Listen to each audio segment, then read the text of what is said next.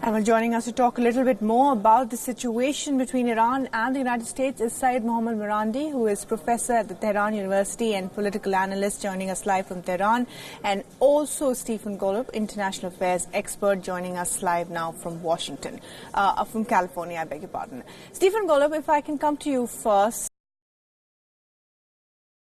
And many other statements made by the Trump administration. What are we really looking at here? There's been rhetoric, there's been diplomatic pressure, we're almost seeing military posturing here. What is happening at this point?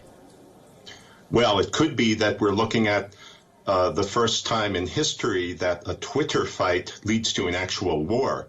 I'm not predicting that. I think it's unlikely, but we have had precedents in history where things get out of control due to misunderstandings, due to a local commander or local action leading to escalation that no one wants. World War I being an example. And we've had certainly examples, as your lead-in noted, of intelligence data being misrepresented, manufactured, and leading to or justifying attacks. I think specifically regarding President Trump's tweet, which in turn generated a tweet from Iran's foreign minister, he simply could have been prodded by something he saw on Fox News, which certainly takes place a lot, or by his very hardline national security advisor, John Bolton, who has favored dismantling and overthrowing the Iranian regime for years and was one of the architects or contributed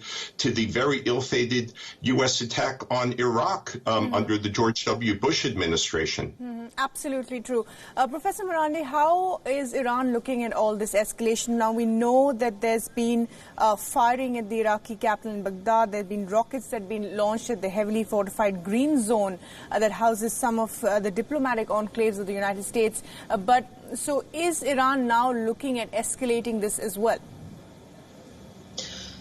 No, Iran has not been escalating. In fact, the Rouhani administration has chosen to stay within the JCPOA, the nuclear deal, over the last year, despite the fact that the United States has pulled out of it, and despite the fact that the United States has imposed illegal sanctions on the country, and despite the fact that the Europeans are more or less abiding by U.S. sanctions. So while the nuclear agreement is not working and Iran is the only side that is committing itself to the deal, Iran stayed within the deal an extra year in order to show that it is Iran that is looking to de-escalate and that it is the Trump regime that is escalating the situation. But the Iranians have stated on many occasions that they do not want war, but if the United States wants to impose a war on Iran, that the Iranians will fight back with everything they have. So it is the United States that has escalated for the last few years, and it is the Trump that has escalated and made very extraordinary threats. These threats are genocidal. They basically threatening a Holocaust, which of course I don't think anyone here really takes seriously, because the United States, the military, the intelligence recognizes that a war in the Persian Gulf region would lead to the destruction of oil and gas installations as well as tankers, and that would lead to a global economic crisis. U.S. forces in Iraq would be pushed out of the country. It would have millions of people would be refugees. It would have implications that are just beyond imagination. Right. And Stephen Golub, going back to your point that obviously Donald Trump is being ill-advised, he's possibly just angry on Twitter, and then of course he has John Bolton to advise him. But in a situation like this, how does he pull back? He has in the past pulled back from sort of a very robust rhetoric or very, things he said in the past. How does he pull back from this, even as others in Washington are looking at this escalation and saying, well, we need to pull back now? Well, a possible saving grace in this situation may be due to Donald Trump's own instability and capacity to simply turn around and reverse himself completely on a given position. and even deny that he took a previous position. The situation with North Korea is a good example of that, where we had extremely belligerent and frightening rhetoric coming from both sides. And then Donald Trump decided, okay, I'm going to make nice with North Korea now. Now, his policy with North Korea has been rather inconsistent and ineffective, but that's another matter. But it's certainly not beyond him to turn around and to reverse himself. I would add that one of his really strong impulses is to avoid war or armed conflict in any type of situation. One of his platforms running for president, one of his criticisms of former President George W. Bush, was getting us into the Iraq war to begin with. He's begun a pullout of sorts of U.S. forces from Syria. So his basic impulses are to avoid war, and that may help a lot in this situation. Mm-hmm. We shouldn't, however,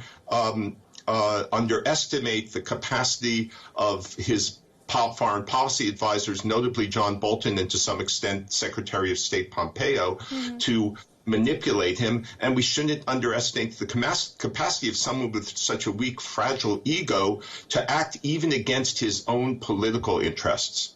Right. And Professor Marandi, even if it were to happen, the pullback, at least the military confrontation was not to happen. Donald Trump has gone hard on China when it comes to, trade, and he's also squeezing you economically, whether it's the metal industry or obviously oil.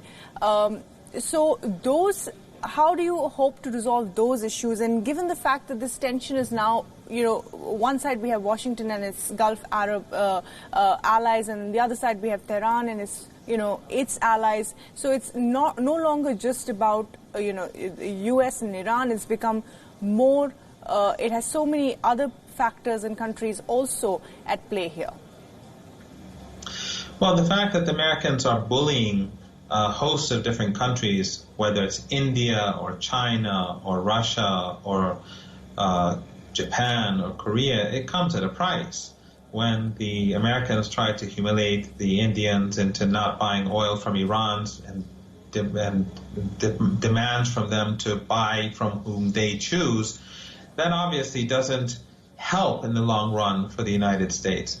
But alongside that, I think that the fact that, as you rightly point out, the United States is putting pressure on China and Iran and others simultaneously is creating a convergence of countries, and it's isolating the United States. So that creates political capital for Iran. On the other hand, Saudi Arabia and the Emirates are highly unpopular in the region. Turkey has moved closer to Iran. Iraq has moved closer to Iran. And these two countries are more or less isolated. And the fact that they're participating in this economic warfare against Iran alongside Trump, I think is going to have consequences for them as well. I don't think that the Iranians are going to let the Saudis and the Emiratis get away with things very easily. And some would advise that people should begin to think about their assets in these two countries. Right, absolutely. Stephen Golub and Professor Marandi, thanks very much indeed for joining us this evening and sharing your perspective on